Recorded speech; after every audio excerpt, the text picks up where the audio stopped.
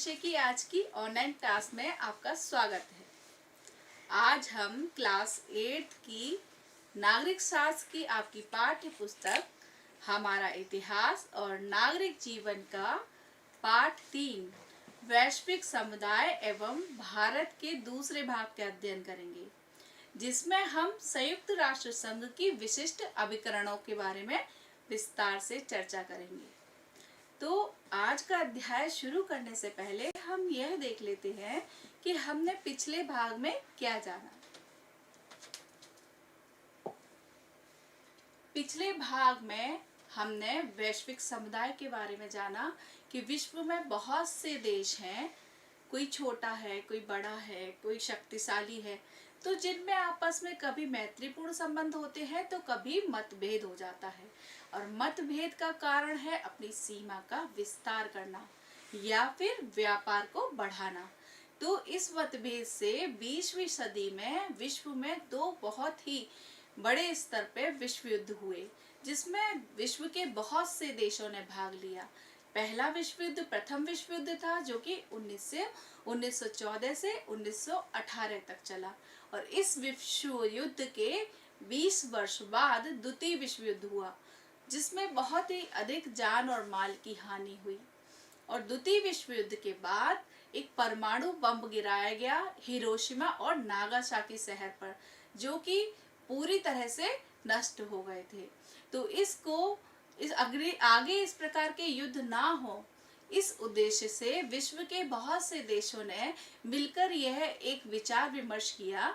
उन्होंने एक संगोष्ठी की सैन फ्रांसिस्को नामक नगर में कि एक संस्था बनाई जाए, एक संघ बना जाए। तो उन्होंने संयुक्त राष्ट्र संघ की स्थापना की।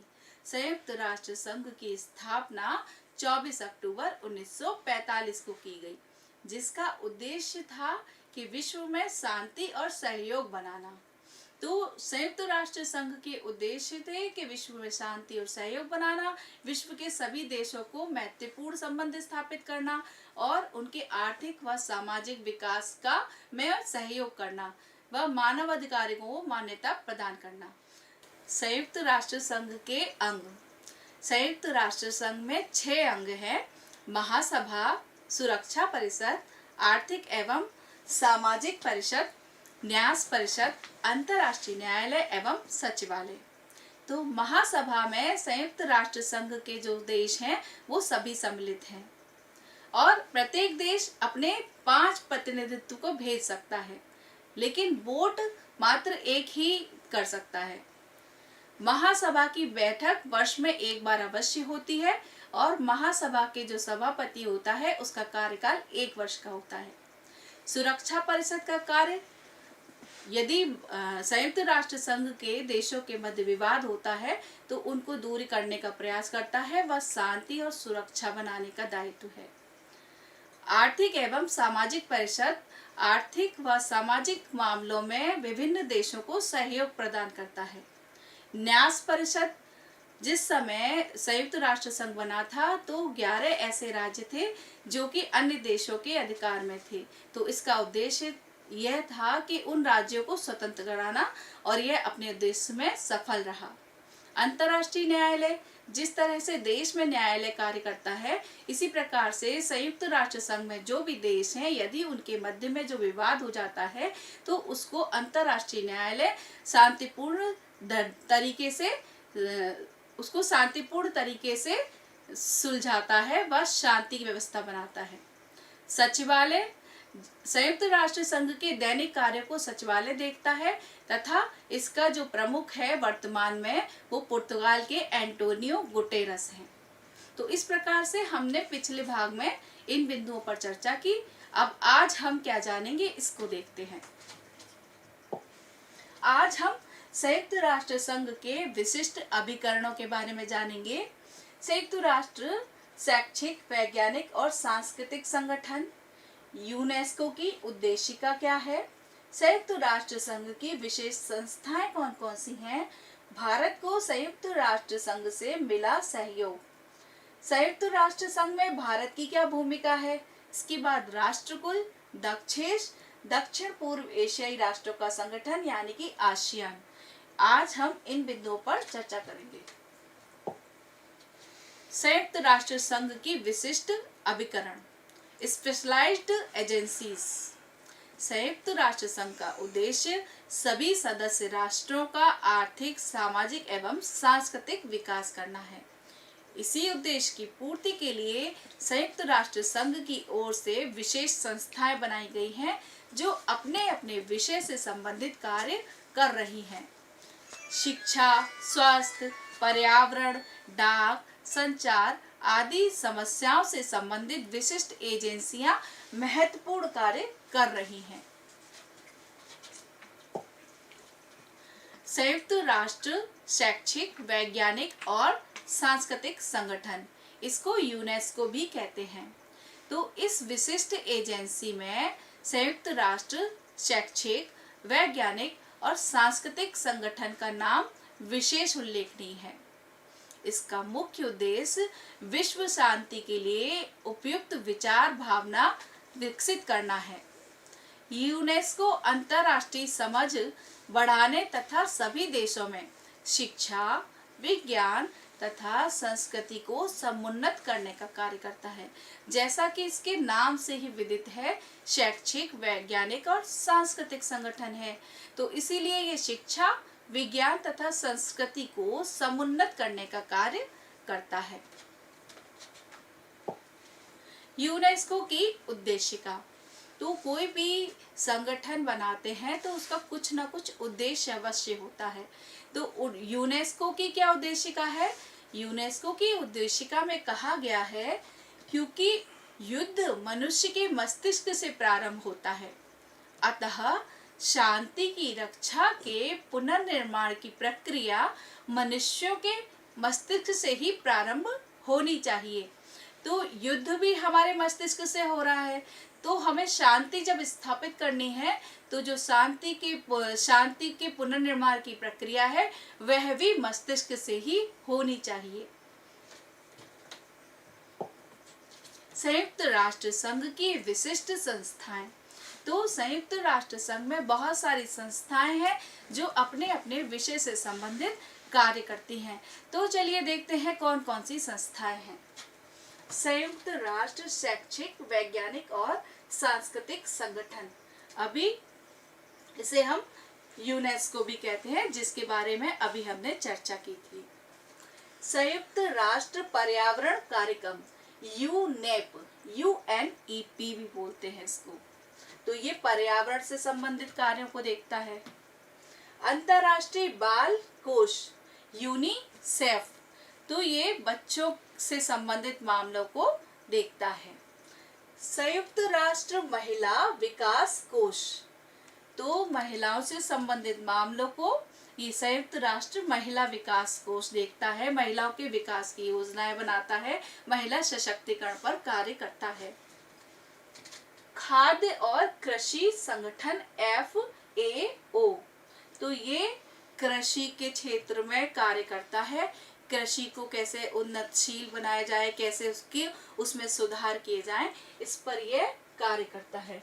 अंतर्राष्ट्रीय मुद्रा कोष, तो ये धन से संबंधित कार्य देखता है और जिसको धन की आवश्यकता होती है वो प्रदान करता है, इस प्रकार से अंतर्राष्ट्रीय मुद्रा कोष। अंतर्राष्ट्रीय श्रम संगठन, ILO, तो ये जो श्रम से संबंधित कुछ नियम है जिससे किसी भी व्यक्ति का शोषण ना हो सके, इसलिए यह कार्य करता है श्रम संगठन। अंतर्राष्ट्रीय दूरसंचार संघ, यह दूरसंचार से संबंधित क्षेत्र में कार्य करता है।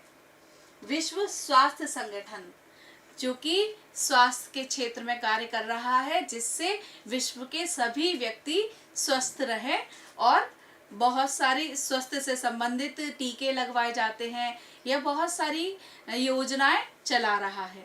तो इस प्रकार से संयुक्त राष्ट्र संघ की ये सभी विशिष्ट संस्थाएं हैं। भारत को संयुक्त राष्ट्र संघ से मिला सहयोग, तो हमारे भारत को भी संयुक्त राष्ट्र संघ की विभिन्न संस्थाओं से समय समय पर सहयोग मिलते रहते हैं।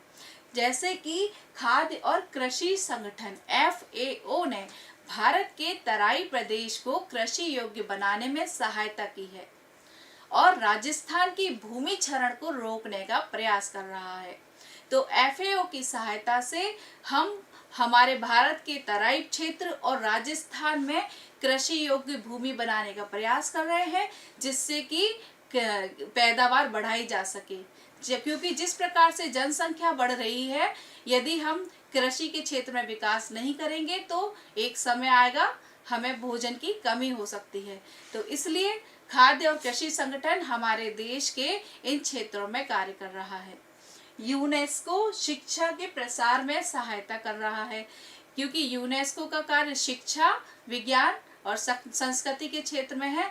तो हमारे देश में शिक्षा का प्रसार यूनेस्को कर रहा है। विश्व बैंक ने हमारी पंचवर्षीय योजनाओं के लिए ऋण दिया है। तो ये देखिए, ये वर्ल्ड बैंक, इसका लोगो है, और विश्व बैंक से विभिन्न देशों को वो धन की सहायता करता है। तो हमारे देश में पहले पंचवर्षीय योजनाएं चलती थी, जो 5 वर्ष के लिए चलाई जाती थी, और फिर उन योजनाओं में जो निर्धारित होता था उन कार्यों को किया जाता था। तो हमारे देश की पंचवर्षीय योजनाओं के लिए विश्व बैंक से हमें ऋण प्राप्त हुआ है, जैसे कि शिक्षा, स्वास्थ्य, कृषि और सड़क, इन क्षेत्रों में कार्य करने के लिए हमें विश्व बैंक से ऋण प्राप्त हुआ है। सार्वजनिक स्वास्थ्य को उन्नत करने के लिए विश्व स्वास्थ्य संगठन WHO ने अत्यधिक कार्य किया है, जैसे कि मलेरिया, पोलियो उन्मूलन विश्व स्वास्थ्य संगठन की देन है। जैसे ही कोई जब महामारी किसी और फैलती है तो विश्व स्वास्थ्य संगठन उसके लिए कार्य करना शुरू कर देता है और उसकी वैक्सीन बनाकर सभी देशों तक पहुंचाता है। तो जो पोलियो और मलेरिया का जो उन्मूलन हुआ है वो विश्व स्वास्थ्य संगठन की ही देन है। यूनिसेफ, तो यूनिसेफ बच्चों और महिलाओं के स्वास्थ्य, शिक्षा और पोषण के लिए कार्य करती है। तो यूनिसेफ ने भी हमारे भारत में बच्चों और महिलाओं के स्वास्थ्य, शिक्षा और पोषण के लिए कार्य किया है। यूनिफेम महिला सशक्तिकरण एवं लैंगिक समानता को प्रोत्साहन के लिए वित्तीय एवं तकनीकी सहायता देने का कार्य किया है। तो ये संयुक्त राष्ट्र महिला विकास कोष है, यूनिफेम। तो इन्होंने क्या कार्य किया है? महिला सशक्तिकरण तथा लैंगिक समानता को प्रोत्साहन के लिए वित्तीय मतलब धन की और तकनीकी सहायता देने का कार्य किया है। संयुक्त राष्ट्र में भारत की भूमिका। तो हमारा भारत संयुक्त राष्ट्र को किस तरह से सहयोग कर रहा है? भारत का विश्व शांति की स्थापना में अटूट विश्वास है। भारतीय सेना ने कोरिया, मिस्र, कांगो, सोमालिया आदि देशों में संयुक्त राष्ट्र संघ की शांति स्थापित करने की कार्रवाइयों में महत्वपूर्ण भूमिका निभाई है। विश्व में मानवाधिकारों की रक्षा, शिक्षा, स्वास्थ्य एवं विकास के कार्यों में भी भारत ने संयुक्त राष्ट्र को पूरा सहयोग दिया है। तो इस प्रकार से हमारे भारत ने संयुक्त राष्ट्र में भी अपना सहयोग दिया है, जिससे विश्व में शांति की स्थापना की जा सके। इसको एक बार पुनः देखते हैं। हमारे भारत ने कोरिया, मिस्र, कांगो, सोमालिया आदि देशों में संयुक्त राष्ट्र की शांति की स्थापित करने की कार्रवाई में महत्वपूर्ण भूमिका निभाई है और अपनी सेनाओं को भी भेजा है। चलिए कुछ और बिंदु हैं जिनको जानते हैं। मानवाधिकार। आप अभी हमने देखा था कि संयुक्त राष्ट्र संघ ने 10 दिसंबर को मानवाधिकार दिवस घोषित किया है। अतः प्रत्येक 10 दिसंबर को मानवाधिकार दिवस मनाया जाता है। तो मानवाधिकार है क्या? मानवाधिकार मनुष्य के वे अधिकार हैं जो उनकी स्वतंत्रता की रक्षा तथा सभी व्यक्तियों के बीच समानता सुनिश्चित करने के लिए परम आवश्यक हैं। तो सभी व्यक्तियों को स्वतंत्रता का अधिकार है और समानता का अधिकार है। तो मानव अधिकार में बहुत से अधिक ऐसे अधिकार दिए गए हैं जो कि व्यक्ति की स्वतंत्रता की रक्षा और व्यक्तियों की समानता सुनिश्चित करते हैं। भारत में वर्ष 1993 में राष्ट्रीय मानवाधिकार आयोग गठित किया गया है। इसका मुख्यालय दिल्ली में है। तो राष्ट्रीय मानवाधिकार आयोग भारत में कब गठित हुआ है?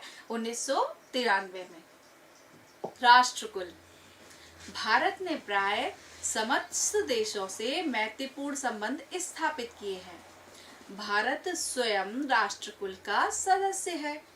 राष्ट्रकुल ब्रिटिश साम्राज्य से मुक्त हुए ऐसे देशों का संगठन है जिसके सभी सदस्य स्वतंत्र एवं समान हैं। तो ब्रिटिश साम्राज्य ने विश्व में बहुत से देशों पर अपना अधिकार जमा रखा था।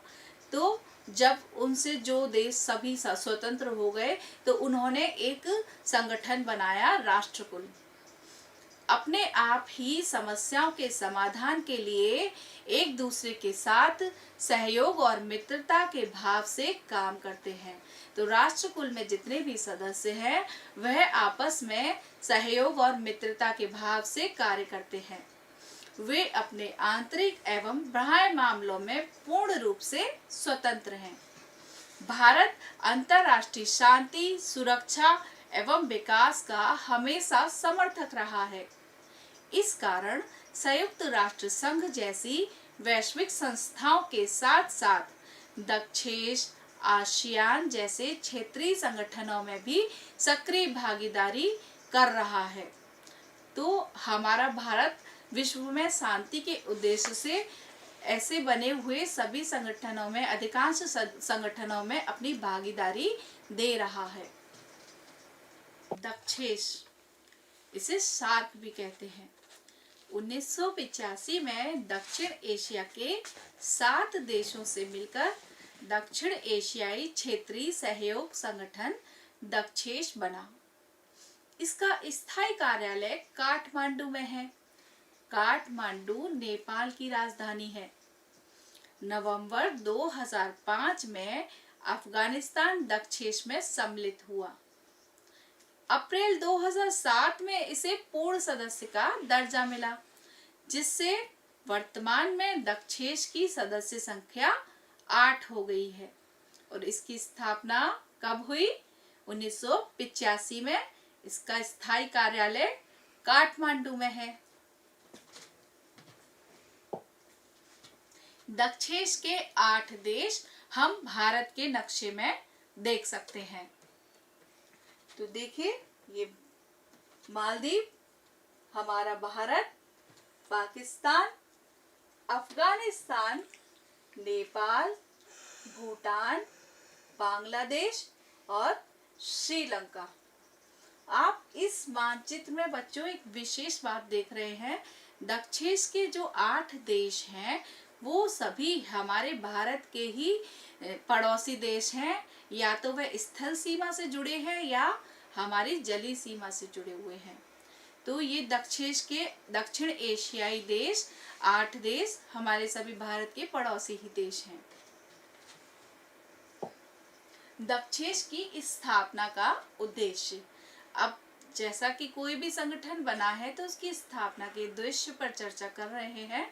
तो दक्षिण एशिया के लोगों का कल्याण करना, लोगों के जीवन स्तर को सुधारना, आर्थिक, सामाजिक, सांस्कृतिक, तकनीकी एवं वैज्ञानिक क्षेत्र के विकास में पारस्परिक सहयोग करना, अपनी विश्वास और समझ विकसित करना, एक दूसरे की समस्याओं के प्रति सहानुभूति रखना। तो दक्षिण एशिया के जो भी देश हैं इन्होंने अपने लोगों के कल्याण के लिए, जीवन स्तर को सुधारने के लिए, आर्थिक, सामाजिक, सांस्कृतिक और तकनीकी वैज्ञानिक क्षेत्र में विकास के लिए, आपस में एक दूसरे को सहयोग करने के लिए, विश्वास और समझ विकसित करने के लिए व समस्याओं के प्रति सहानुभूति रखने के लिए दक्षेश की स्थापना की। चलिए दक्षेश के 8 देशों के ध्वजों को देखते हैं। देखिए, ये बांग्लादेश का ध्वज है, ये भूटान का, और हमारे भारत का ध्वज तो आप लोग जानते ही होंगे, तिरंगा बीच में चक्र बना हुआ है। मालदीव का, इसमें बीच में एक छोटा सा चांद बना हुआ है, और ये है नेपाल का ध्वज। पाकिस्तान का ध्वज एक चांद है और एक सितारा, तारा भी है। ये श्रीलंका का ध्वज है, और ये अफगानिस्तान का ध्वज। तो आप इन ध्वजों को ध्यान से देखकर याद रखिएगा कि कौन से देश का कौन सा ध्वज है। दक्षिण पूर्व एशियाई राष्ट्रों का संघ आसियान। आसियान की स्थापना 1967 में हुई और वर्तमान में इसकी सदस्य संख्या 10 है। आसियान तेजी से बढ़ता हुआ एक महत्वपूर्ण क्षेत्रीय संगठन है। भारत इस संगठन का औपचारिक सदस्य नहीं है, फिर भी आसियान एवं उसके सदस्य देशों के साथ प्रगाढ़ व्यापारिक, सांस्कृतिक, सामरिक संबंध हैं।